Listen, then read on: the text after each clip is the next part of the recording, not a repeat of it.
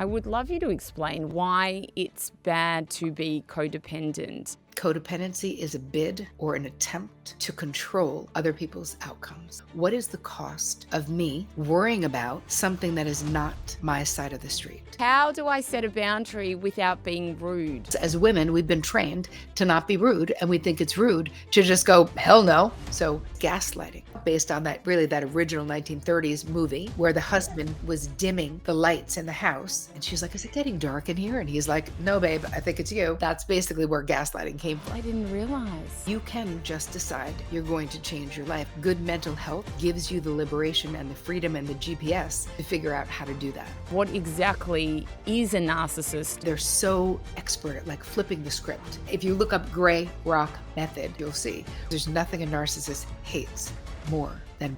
Terri Cole, welcome. What made you want to be a psychotherapist? Well, I was a talent agent before I became a psychotherapist, negotiating contracts for supermodels and celebrities. And really, the thing that motivated me was my own therapeutic journey. So I got into therapy when I was 19. I stopped drinking when I was 21. I was still in college, believe it or not, like literally the worst time in the world to stop drinking. 3 months left of my senior year. Like, are you nuts? But I just figured if I could stop then I could stop, which I did. And then I was on a real like psychotherapeutic evolutionary path. It really got into self-help. And even though my career as a talent agent, I was sort of leaping up the Hollywood ladder, the healthier I got, the less I fit. You know what I mean? And I couldn't, by the end of that career, it really was like just negotiating contracts for supermodels. And I just couldn't deny any longer that I didn't care about the movie or the Pantene deal, that I was getting people into eating disorder clinics, drug treatment clinics, therapy. Like all I cared about was the mental health of my clients. And I was like, I think you might need to change careers because you don't actually, you don't want to do this anymore. And I thought there has to be more to my life than making supermodels richer. You know what I mean? Yeah. How was it working in that industry? I mean, I loved it until I didn't, Mm. right? Keep in mind, I went into that industry sober. So I was very cognizant of always hiring assistants who were single and like to go out and do all the crap that I did not want to do, right? I would do a drive-by for something that I had to do, but I was past that sort of in my life, even though I was only in my 20s. But when Mm. you're not drinking or doing drugs and everyone else is, it's like who wants to really hang out? But I loved the experience that I had because this was the 90s. So think George Michael, think the Freedom album, think every supermodel you've ever known. Yeah, that's what was happening when I was at the height of that career. So I loved it, and then I outgrew it. And then I left, which no one, my father was like, "Wait, excuse me? What are you doing?" I was like, "I'm quitting my fancy job. I'm going to NYU to become a social worker." Yay. Wow. What's the dark side of the modeling and entertainment industry that you saw? I mean, so much misogyny. Come on. The whole thing with modeling is just built on that. Um, being driven by money, less by, the models were not valued. I was the last job I had, even though I was already a therapist at this point, and entertainment is an industry, even now, I still have high profile, like it's an industry you can like never actually fully get away from once you're in it. But I took a job after I was already a therapist. I got asked to come back and cover for someone who was on maternity leave. They swore it was going to be 2 months. Of course, it was like 7 months, but it was so much money, and I was getting married, so I really was like, I kind of have to do this. And I kept going to this was at Ford Modeling Agency, and Eileen Ford had already retired, and Katie Ford, her daughter, was running it, and like I would continue to go into Katie's office and be like, I have an idea. Like, what can we stop calling the models girls because they're all grown women and it just feels weird, And she was like, I mean, maybe, I don't know. And then I would be like, I have an idea. In the model's department, I'm concerned about the people who are supposed to be taking care of the minor, like, and finally, like, by the 5th time I went, she was like, "Hello, do you actually really wanna do this, Sarah?" And I was like, "I really don't." And that was when I finally left for good. It's such an interesting industry because I've been in entertainment, different to you, for over 13 years now. And you do see this kind of dark side. And I feel that it does have a lot of light too, but it does come with greed and putting people on pedestals sometimes who shouldn't be there just because Mhm. they get attention or sell a lot of, magazines or whatever it is. So it's, when your moral compass is one that is high, it's this juxtaposition that you feel that you understand how you make money, but then you also understand what doesn't ethically feel right. And that must have been hard for you. I mean, it was really the abuse of power that was my problem, the misogyny and the abuse of power, because it was less about, listen, some of the models were divas, sure. Mostly they're just decent, some of them so smart, knowing that their 15 minutes will be up creating brands and clothing, and so many of them were amazing and so smart and so lovely. So the few who were a-holes, you're like, this is a hard life, right? Fine. It was more about the management. It was more about the models being exploited. For me, that was the problem. Less about the Mm, models themselves, more mm, about the system and how not respected they were. I mean, that now mm, there actually is um, there is a way that they're being protected. There's a union, but there mhm, never was when I was there. Now the models have unionized, and I feel like it's a bit better because at least there's power in numbers, and the industry is not the same as it used to be because mm, AI has changed everything, and that too, right? Because you can just mm. create a model. You don't need to pay a model 40 grand a day because you can just create one. Yeah, that's so true. Psychotherapy is a wonderful modality. Why was it something that you felt that you then really wanted to pursue? Because it completely changed my life. So it was really, I was motivated from the personal liberation that having better mental health gave to me. I just couldn't believe it. I was like, "Why isn't everyone doing this?" Like, "Oh my god, like, you could just change your friggin' life, like, you could literally just change your life." And before therapy, I sort of had the mindset that, like, okay, here's life. You're born into a certain family, a certain, station in life, whatever. Here are the cards. Like, make the best of that hand, sort of. Mm, What therapy did for me is it made me realize I could be like, I don't like this hand. I don't like this deck. I don't like this game.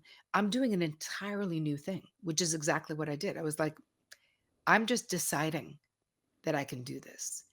And you can just decide you're going to change your life. And I feel like good mental health gives you the liberation and the freedom and the GPS to figure out how to do that.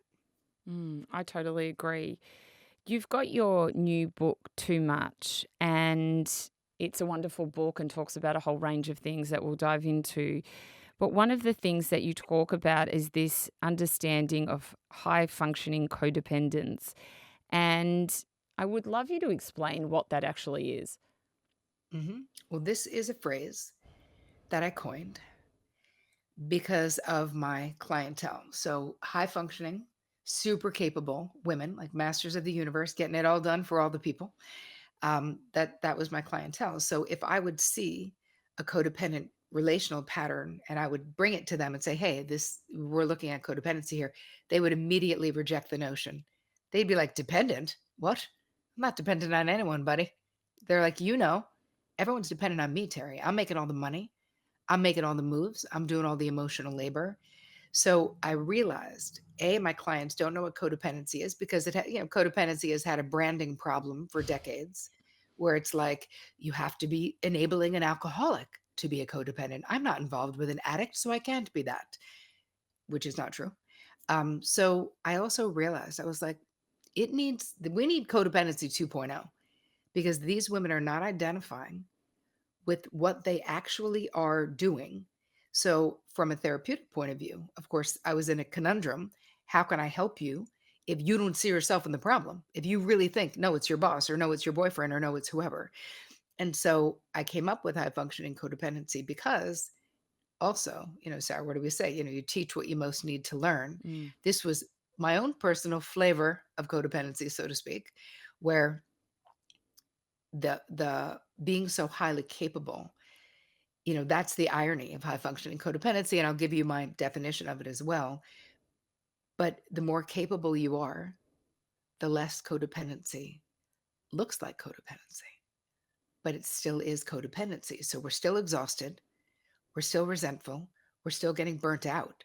We're just making it look easy. It's almost like what we used to say about Fred Astaire and Ginger Rogers, right? That Ginger Rogers was doing everything that Fred Astaire was doing in those movies, but she was doing it backwards and in heels. That's like high functioning codependency. We make it look easy.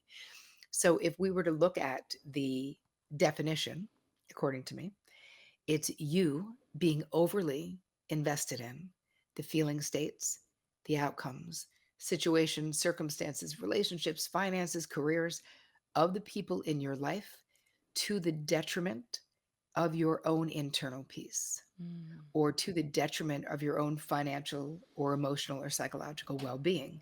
So when you're a caring person, I want you, Sarah, to get what you want. Right? I want you to be happy in your life.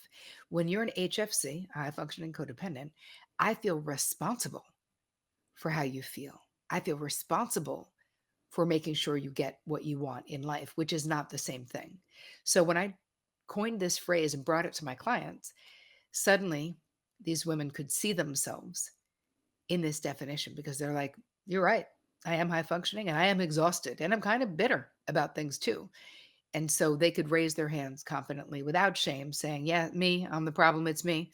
I mean, not to quote Taylor, but I just did. So, That's interesting because when I was reading your book, I was trying to think, you look at your own self and think like, do I fit into this? And I know that you think that everyone says that they don't, but I actually thought that I don't, except when it came to my kids. But I feel that kids, it can be a bit different because my kids are young yes. still as well.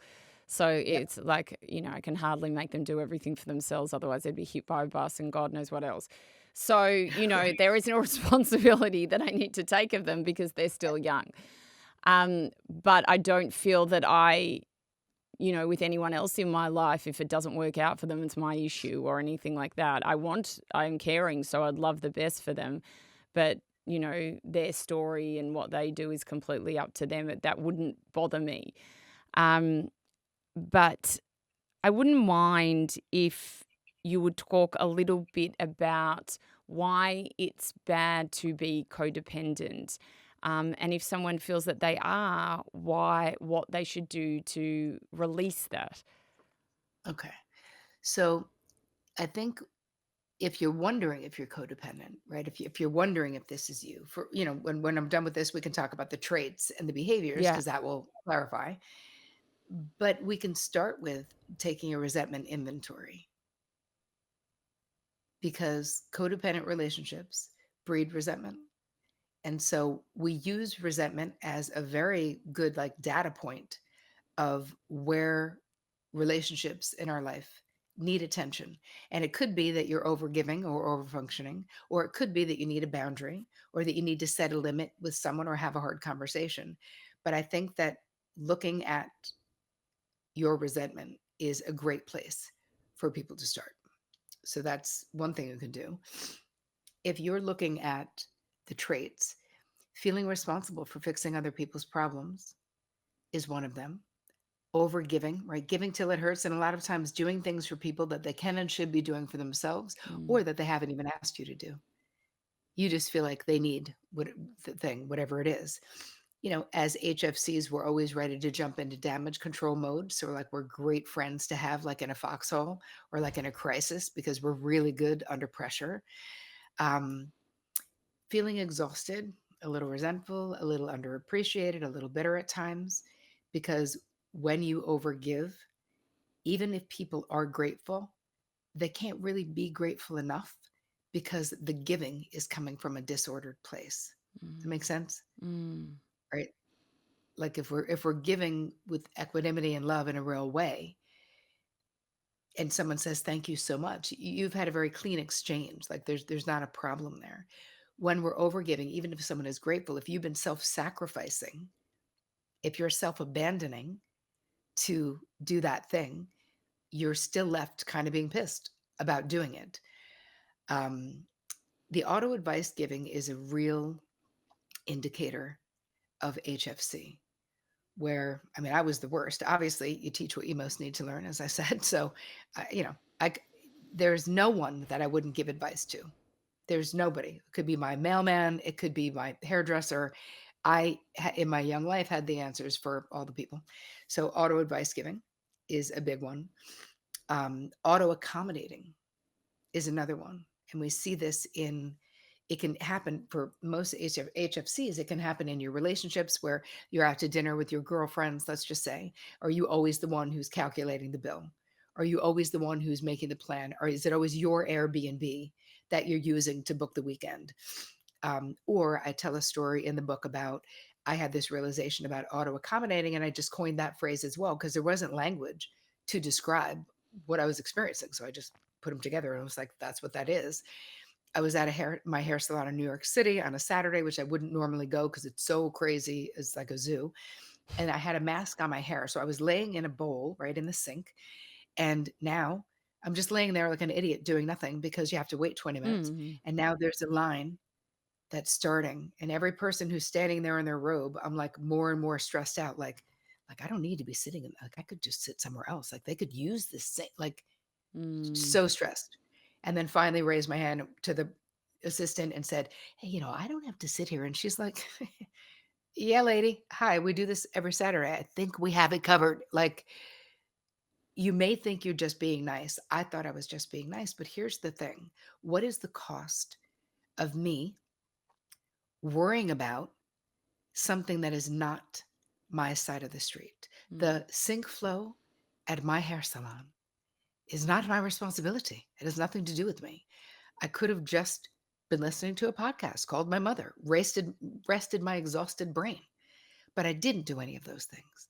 I was busy trying to control something that was not mine to control because at its base, right, at its base, whether it's garden variety codependency, maybe you are involved with an alcoholic, okay, or whether it's high functioning codependency, at its base, codependency is a bid or an attempt to control other people's outcomes. Mm. Do you find that people who have codependency, um, the people who they are codependent with, then end up kind of overstepping the boundaries, knowing that that person is such a giver that they kind of take a lot? Do you find that in your research? It's interesting. It's a combination, and it's hard to say what comes first, the chicken or the Yeah, egg. But the overfunctioning, underfunctioning dynamic, which is what you're talking about, yeah. is very prevalent in HFC relationships. And it's hard to know, whether I say this kidding, but it's true that in my 20s, I could take a perfectly capable boyfriend and turn him into an underfunctioner in 2 weeks or less. Because I'd be like, I got it. I got it. Don't worry. I know what. And so what comes first? Or is it that you're doing that and then people, because as HFCs, we also have high standards a lot of times, perfectionism, many of us suffer from that. So you might want to do something and then I'm going to not like the way you did it, or I'm going to not like that you didn't do it in the time frame that I wanted it done in. With HFCs, another one of our mantras is it's just easier to do it myself. If you want it done right, do it yourself. Mm. And that puts a lot of pressure and strain on that person because it is a horrible feeling when you think like, is no one able to do this? Am I the only one? And, you know, Yeah, um, I can imagine that's why someone who was a codependent, highly codependent, would feel exhausted because they feel that they're the one that needs to do everything. And that can be extremely stressful and allow them then, would move into them not being able to sleep at night. absolutely. And how much resentment Yeah. comes with being like, I'm always the one on the hook. It has to be me because no one else can do it.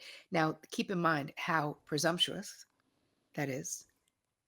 Keep in mind how what we're really doing, and this was a really bitter pill for me to swallow. Honestly, this was a very painful realization about my own behavior in my late 20s. I tell the story in the book of one of my sisters, who I have three older Mm. sisters, and one of them has this history of bad relationships. So she was in another bad relationship, but this one was worse than most. So she was actively alcoholic. He was doing drugs. He was verbally and emotionally abusive. They were living in upstate New York, in the woods, in the winter, without running water and no heat, no electricity. So that's Mm. like an HFC's nightmare, right? You're like, "Oh, hello. How can I go on with my life when this is what my sister is living?"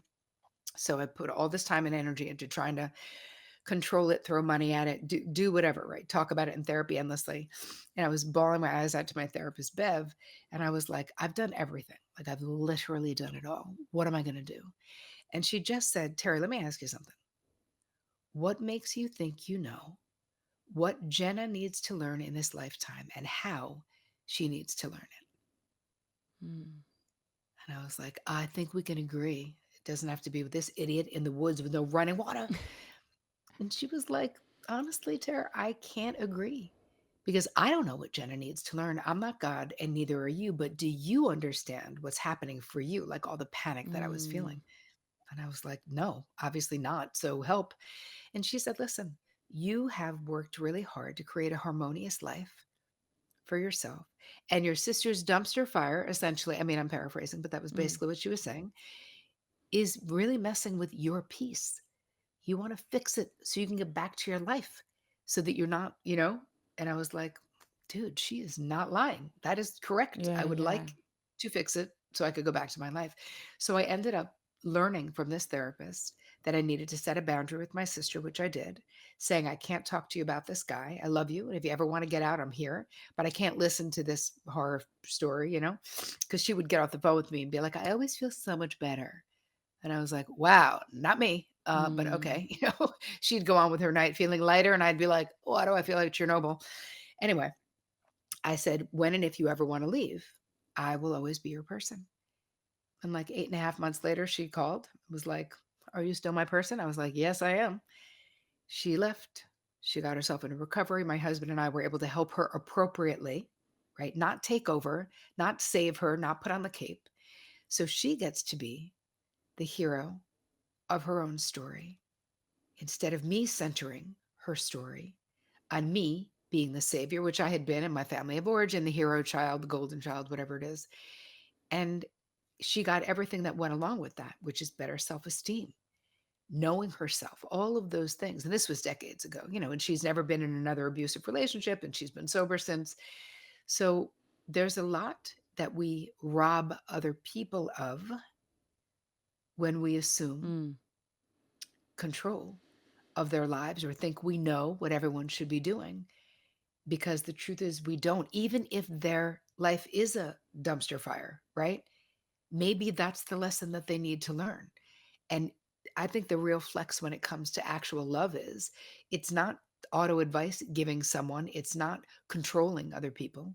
It's being able to be with someone during the dark night of their soul in the foxhole and compassionately witness them without trying to fix them, without being like, "I know exactly what you need to do." Because the truth is, you don't.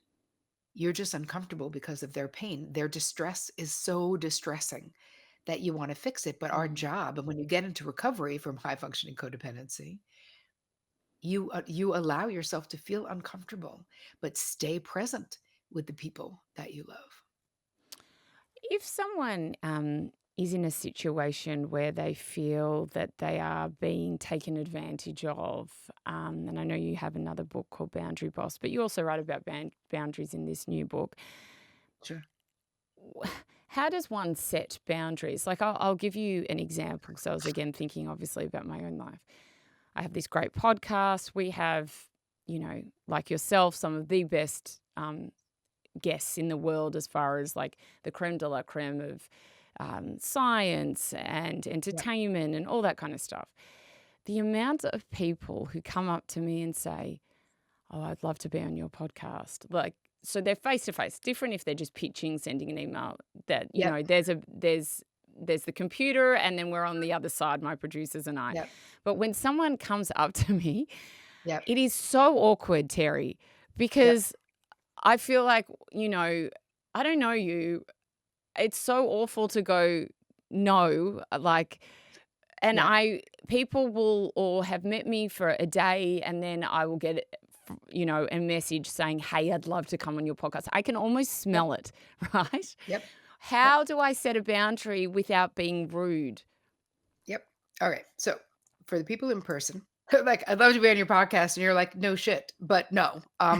You can say to them, "Oh my God, that is so nice of you to say. I'm so glad that you listen. Thank you for supporting the show." Like you can, here's the thing about not answering. You don't have to answer. They're not asking you. If they say, "I would love to be on your podcast," they're not asking you to be. You can say, "Oh my God, yes, we get so many people wanting to be. And I feel so grateful that the pod is so popular. Thank you so much for your support." Oh, that's a This good one. requires them, right? This requires them, right, Sarah? If they're going to come back and go, "But how would I do it?" Two things that I say if people ask, who I know isn't they're a no. You know what I mean? For my I've had a pod for 10 years as well. It's like, no. I say, you know what? You can email your info to Joyce at terrycole.com and this is blah blah blah. Right. So I say that, and they're like, you at that point, most people are not going to take it one step further. But my feeling is a non-answer is an answer. Mm, Right? That's okay to distract them, to not be direct in a social situation. Other people would say, "Well, why not be more direct?" Because as women, we've been trained to not be rude, and we think it's rude to just go, "Hell no," which you're not going to say. mm. So, my feeling is you can distract, you can not fully answer, or you can say, "Hey, that's a whole team of people accepting or rejecting pitches, but feel free to email info@sarah.com." Yes. That's really Take it away good. from you. Take it Yeah. away from you.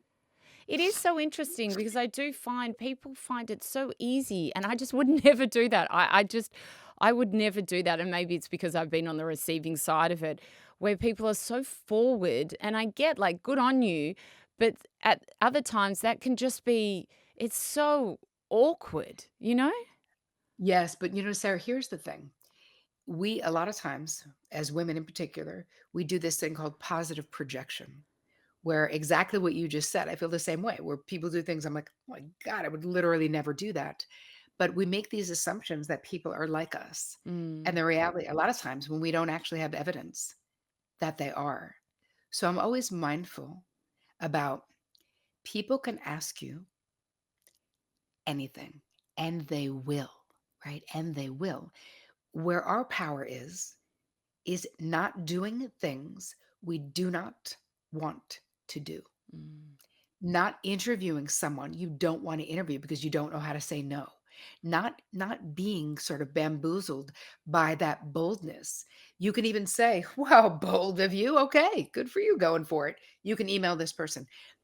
Don't What ends up happening when we get dialed into their reality is, "I'm the shit. You should want me on your show. I'm great. It's going to be amazing." It's not. The same thing for me with me interviewing high profile people, or I have lots of high profile clients, and people being like, or I go on high profile shows and they're like, "I would love it if you could connect me." I literally go, "I do not know them well enough to do that. I wish you luck." yeah, And you're also, this is the whole thing with working with high profile yeah. clients and having been in entertainment with famous people for years and years, is that the way you successfully stay in that position is that you're not a people pleaser to the point of selling out these Mm, people's privacy. So I've always had famous clients. I've always been like, "No, I can't get you tickets to shit. Absolutely not. I mm. wouldn't even do it for my own family. So no, thank you." Like not talking about it, not um someone says you know him, you can say, "I interviewed him. Mm, We're not actually friends, but yeah. I understand. Yeah, it was a great get for us." Again, we can also do a diversionary, like little bob and weave when someone does that. You can say, "Oh my God, we were so psyched to get him." And definitely, I do not know him well enough to be able to give it out as email, if that's what you mean. Like, it's okay to just Mm, be like, "No, man." Not to mention, when you have shows, I've had my show since September, it'll be 10 years. It's taken years to build these relationships that you think I'm mm. handing over to you and I barely know you. Yeah. I'm not, because no one then would trust me. Well, that's it. And can I tell you, for this, people might be able to relate to this. Something that really irks me a bit is when people that I don't know well, but do like, and maybe they've been on the podcast, but we're not talking friends or Sure. anything like that, Uh-huh. will put me, because they have my email, on an email with someone else No. saying, hey, Anne would be Nope. really great for the podcast. And they've Nope. already put me on the email with them. It actually happened last week. And I'm like, I don't want Anne on the podcast. Now you've put me on an Nope. email. You haven't even asked me if that's okay. Nope. And it's, why should Nope. I be the one going to them saying no? It is Nope. the worst boundary I think someone can cross. And that's why, to your point, I would never do that. And I That feel that if anyone's listening, just be very careful about doing those sort of things. It's really not nice. And it's not nice to put someone in a situation without asking them first. Like my friends in business who are great business people will always say, Sarah, this person would really like to meet you. Is it okay? What do you think? If you're interested, I can put you on an email with them, but please let me know. If it's a no, that's fine. That right, is far but more Terry, respectful. yes, but here's the thing. Let's break it down because what you're saying, you're putting the onus on these people who Yes. have crappy boundaries. The onus is on you. The Mm, onus is on me, not them. They're going to ask. People are going to be inappropriate. This is what they do. Why it matters that we have boundary skills and that we're fluent in this language is because we need to say to that person who just emailed you, Anne, you go back to them immediately and say, hey, please do not just connect me with people. The pod is so slammed. We vet like crazy. It's super unlikely I'm going to want to have Anne on the show. And, or you don't have to say any of that. You could just say, please do not just connect me with mm, people. Always ask because my schedule is so slammed and I don't want to be rude to your friend. mm. That is Like, good. but we have to do it. We can't tell the world, right? Like you have to behave this way. They're not gonna. Mm, Most importantly, you don't do the thing you don't want to do. And the mm, more successful you become, because here's the thing with HFC being people pleasing, external validation, good girls, turn that frown around, all the crap that we suffer from being raised as women, is that you create, or we can create, our own glass ceiling. Because if we don't, you get to these moments in life and in success where you have to go, no, where you have to say, that does not work. Because what ends up happening is you end up compromising your professionalism, your expertise, we're giving the wrong messages. We can be amazed yeah. at the ridiculousness, or we can go, no thanks, I'll pass. I can't. So, what we want to do when you're asking someone for a favor, right? You make it as easy as possible Mm, for them to say yes. You do the heavy lifting because you're getting something out of it. There's all of these ways around, but think about it every time you think to yourself, I don't want them to think or I don't want them to feel. That is an HFC move. You got to mm. back up because what they think and how they feel is their side of the street. What you think and how you feel is yours. One thing that you talk about in your book is narcissists. Wonder if you could tell us a bit about what exactly is a narcissist. If someone hasn't really heard it or has and doesn't know what it is, could you explain that to us, please? Yeah, so it's a personality disorder, and this is where someone is, you have covert and overt. There's actually four different kinds of narcissism, but let's just look at covert and overt. Yeah. The ones that we hear about the most are overt narcissists who they're, grabbing the proverbial, hogging the proverbial mic, talking, aggrandizing themselves, they're exaggerating their accomplishments, they're saying how great they are. They're it's very like me and the universe, basically. The real telltale sign though, and I've actually written quite extensively about the difference between, because some people are just self-centered. That does not make you a narcissist. Yeah.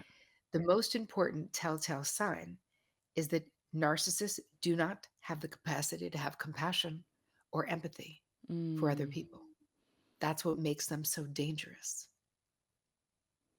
So someone being Wow. selfish is not someone being a narcissist if they have the capacity to have empathy.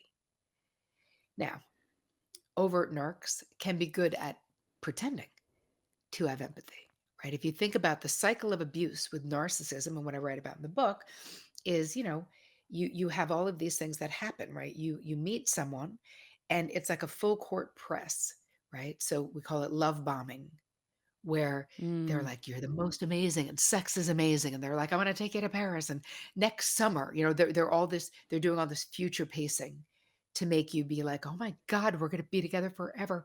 You're so special, you're so beautiful, you're so this and that," and it feels very magical, like, if you've ever been in that situation, but if you really thought about it, it was too much too soon. It was too fast.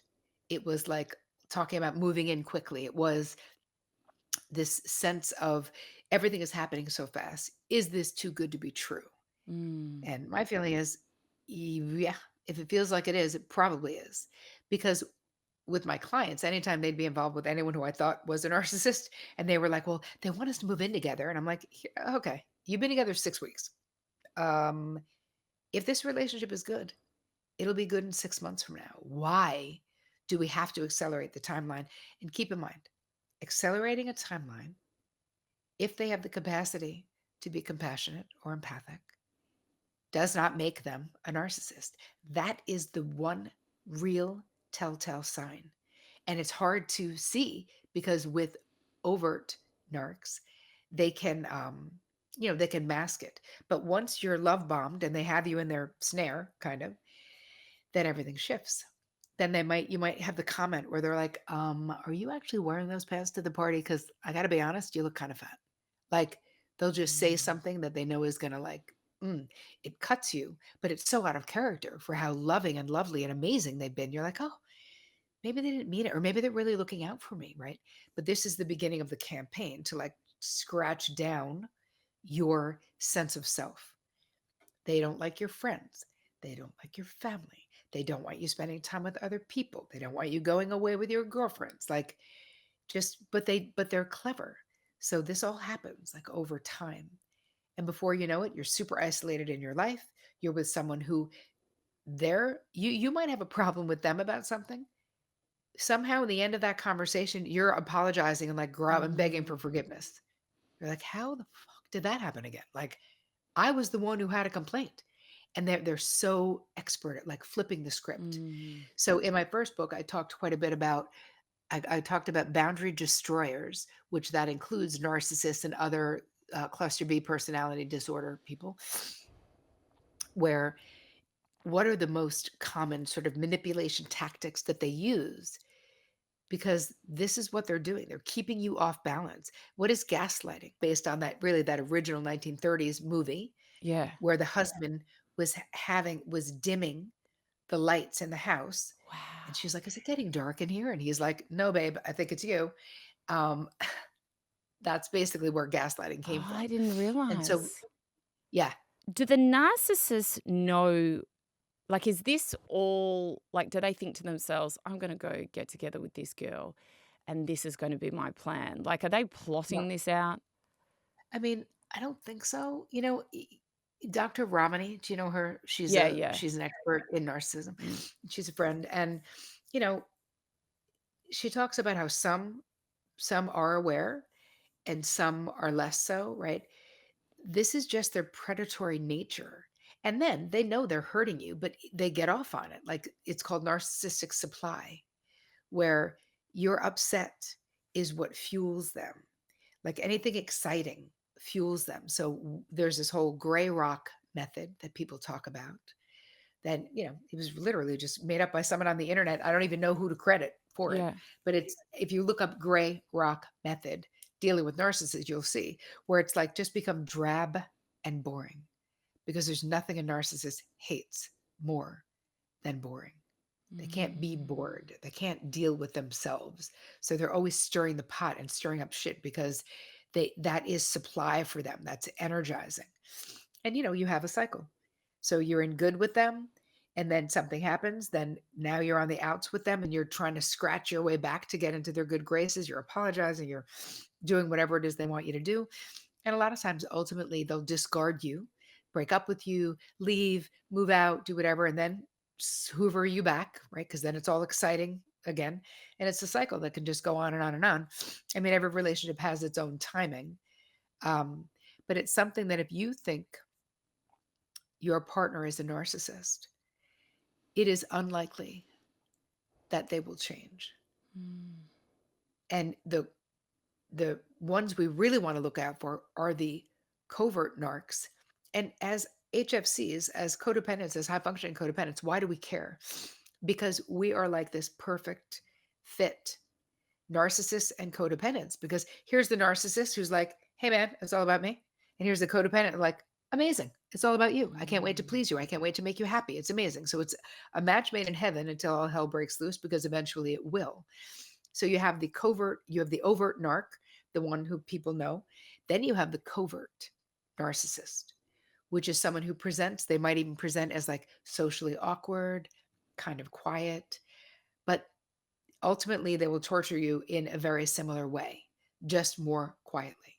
They believe that they've gotten screwed in life. Yeah, it must be nice for your parents to pay for college. Yeah, must be nice. Yeah, I'd be successful too if blah, blah, blah. Like I've so seen those. begrudging, Yeah.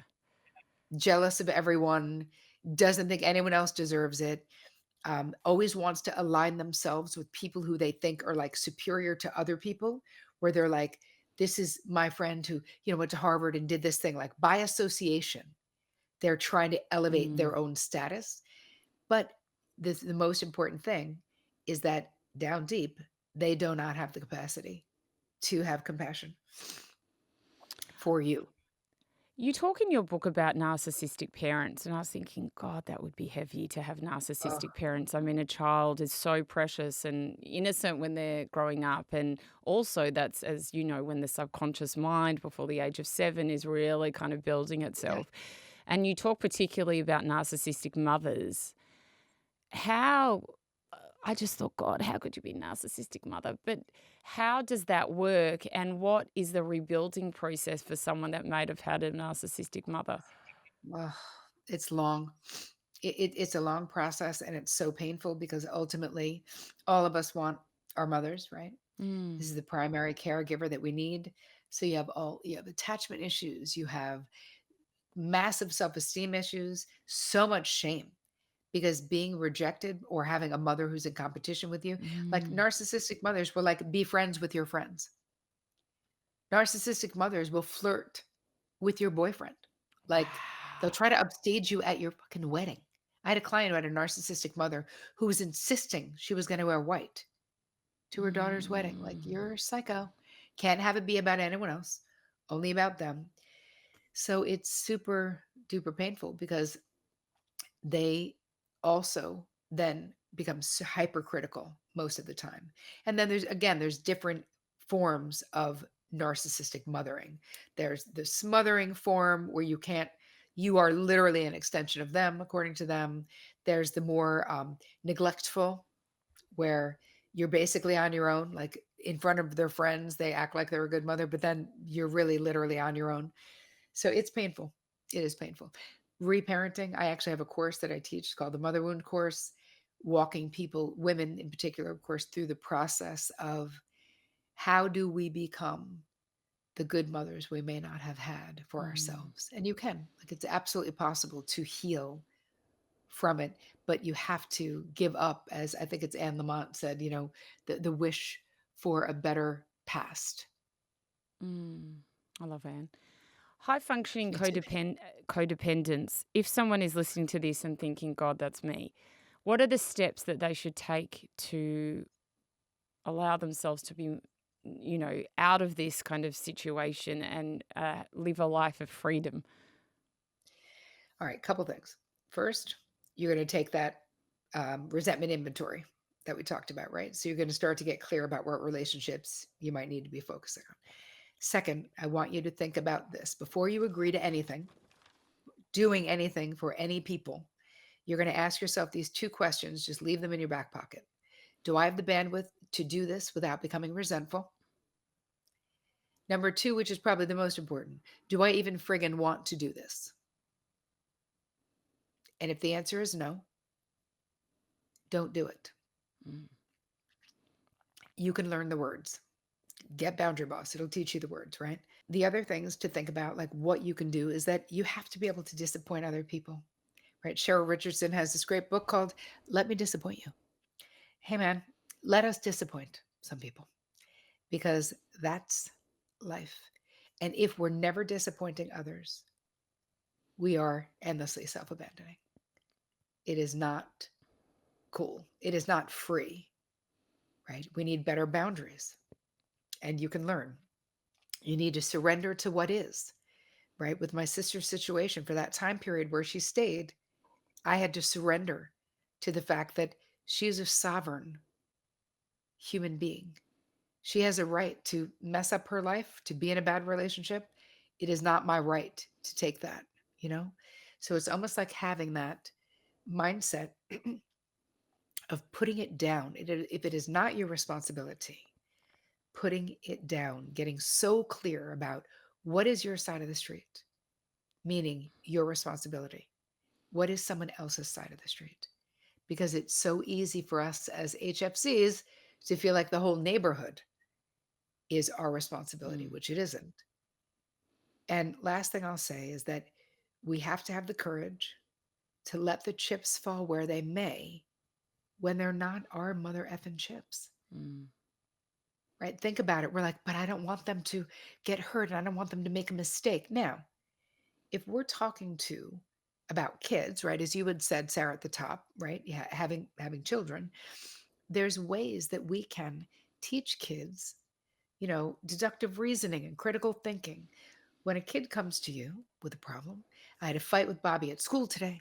Instead of being the parent who's like, we don't fight in this family, or you're going to go in tomorrow and blah, blah, blah, before you say anything, say, okay, start with, tell me what happened. They tell you what happened. Next, what do you think you should do? mm, And then stop talking. Find out what your 6-year-old or your 16-year-old or the 60-year-old thinks that they should do before you jump in because of your reaction to there being a problem. You want to jump in with the right answer. Slow down, take a deep breath. Your first question is always, even if someone is asking your counsel, my first question is always, all right, I'll tell you what I think after, but it's so much more important what you think. What does your gut say? Because what we're doing when we're auto advice giving it to everyone in the world, when we're doing it to children, the subtext of that auto advice is, I definitely don't think you can handle this for sure. I need to tell you what to do because you don't know what to do. We don't want that to be the message we're giving kids. We want to give them the space. Maybe they will make a mistake. What if you say to your kid, so how do you think you should handle this? And he says, I think I should go in tomorrow and hit him with a chair. You're not going to say, okay, great idea. Let me come help you. You're going to say, really? Is that what you really think? What would happen if you did that? Like, you're going to teach a kid how to think and problem solve. You're also, of course, you're going to guide him away from hitting someone with a chair, clearly, mm. but you would never know that was in your kid's mind if you don't ask. And when we're parenting in this super directive way, do this and let me tell you, and I don't want you to have one moment of pain and everything's okay and you're perfect and whatever it is, we're not doing them a service, right? If you look at The Prophet, that book, The Prophet, um, there's that poem on parenting. And one part of that poem talks about, as parents, we are the bows and our job is to be strong and like let the arrows go far. Our children are the arrows. We do not own them. Mm. We are lucky. We get to parent them for this. We get to journey with them for this period of time. And if you've done a good job, hopefully you'll journey with them this whole life on this earth. But we don't own our children. They're not an extension of us. And we need to teach them how to think and how to problem solve. That's so beautiful.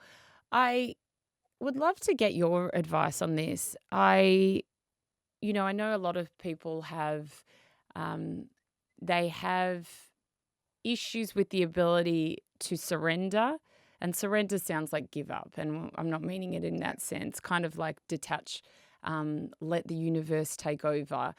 and the hustle of life, right? That fine Yep. dance that, we try and do. What is your advice on the mix of that to not stress people out, but also, not be complacent, and when opportunities arise in life and work, be able to take them without, again, being too pushy? I think part of what happens is when you get into recovery from being a high functioning codependent, you gain so much bandwidth back because you don't realize how much you're bleeding bandwidth all over town for all of these things if you're over functioning for people or whatever it is. So I think that the more you're still, and when I say surrender to what is, I don't mean like sit on your ass and eat a bonbon and let the universe take care of it, Mm. right? Because I don't believe that's what happens. I do believe the universe is endlessly conspiring in our favor. I do believe that what you think and how you talk about yourself matters. I think that your relationship with yourself sets the bar for every other relationship in your life.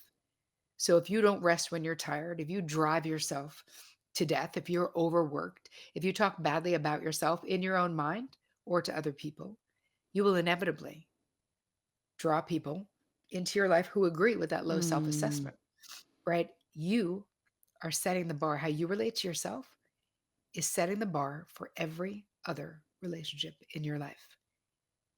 So it's really important that you are precise, that you speak about yourself and to yourself lovingly, compassionately, with kindness, right? It's Mm. easier to make this balance in life between being successful, being ambitious, and allowing yourself to rest and not being a productivity junkie because it's not all about every single day of your life. What did I get done today?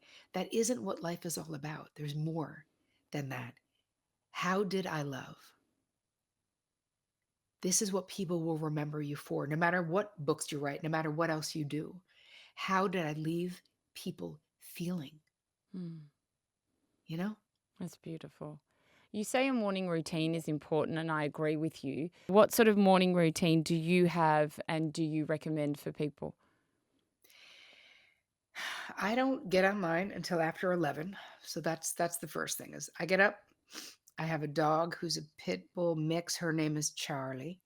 So my husband and I go out with Charlie into the pen. We play. We Before we even do that, we meditate. So we meditate in bed. We get up. We just put the timer on, That's light a exactly what I candle, do. have some lavender oil. As my teacher David G would say, rise, pee, meditate, RPM. Oh my God, that's so Because fancy if what you I do. don't, Get up, pee, really, literally go back into the bed, sit up with yeah, same, the pillow behind me, put the same. earphones on. Yep, exactly. Because if you don't, at least for me, if I don't, I won't. If Yeah. I get up and do something else and then I'm like, now I'm gonna no, now I'm too awake to meditate. I love the morning meditation because in between Yes. waking The and sleeping, states. there's that, Yeah. right? That like very Lucid. soft place Mm. where your defenses are not like wide awake just yet. So we do that, play with the dog, come back and we sit, we have a cup of coffee, and we actually have this um, ritual that we do with this coffee, believe it or not, where there's these questions and we answer them every day. So, first one is like, name a person in your life who made a difference for you. And we actually usually do this while we're driving our dog to dog camp. I know it's ridiculous. I live on 3 acres and she goes to dog camp every day. But anyway, she likes other dogs. So that's one thing. What am I enjoying about this season in my life? What am I proud of right now for myself? So it's basically these questions, and it's from this woman named Amber Salisbury, who has Sacred Cups Coffee, is the name of her coffee. It's just this amazing coffee that we love. Anyway, I had her on my show. She gave us this ritual. And we can, if you want, I can give it to you if you want to put it in the show notes. Oh, wonderful. Thank you. So it's what it does is it grounds us. One part of it is we both look at the time and the date, and then we look at each other and we're like we are here now in this moment. And then we dream forward into the future. Like, what is one dream I have for myself, and what is one dream I have for the next generation? And it sounds involved, but it doesn't take long. And I mean, I've been with my husband 27 years, and I have to say, since we started doing this ritual, I like am finding out things I actually didn't know about him. And Mm. I'm like, wow, this and it's beautiful. It takes 20 minutes while we're driving. And so anyway, that's the morning ritual. And I Beautiful. also work out when I get back from the dog, jump on my trampoline, lift weights in my house, feed the chickens, feed the geese, take a shower, get moving. Amazing. Terry, what is some of the best advice that you have ever been given?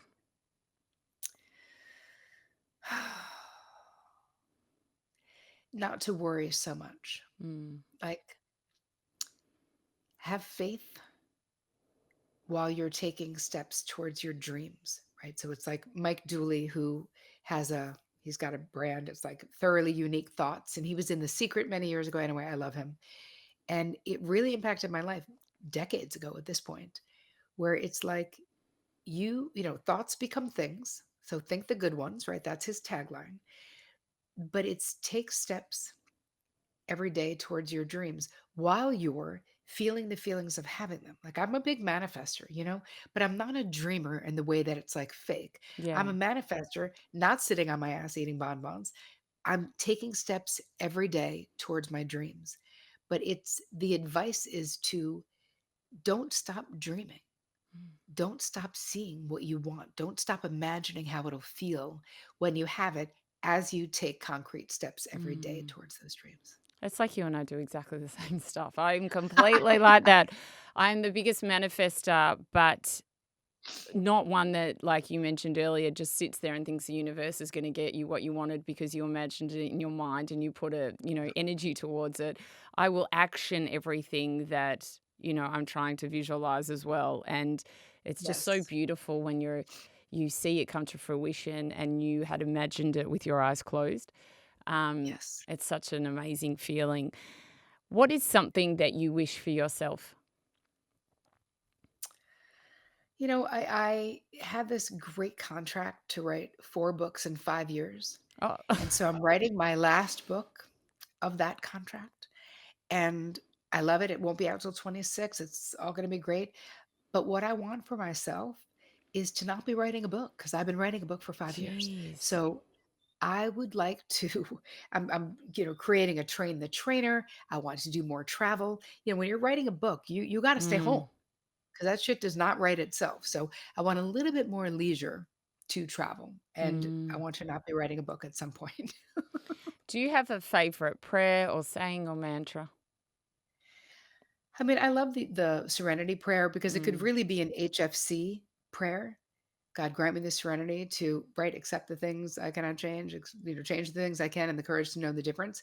It's like that literally. I actually have it in the book. It's like mm, that is a high functioning codependent prayer because it is in that discernment of what is mine and what is yours. And shall I love you from here and respect your right to do it your way? And can I still be connected to you if I'm not controlling you? mm. Because, there's caring and controlling are two different things. And our final question, what is a life of greatness to you? Giving back. A life of greatness is what my Dharma has always been, which is everything I do is to reach as many people as possible to teach them how to lessen their own suffering and elevate their own joy.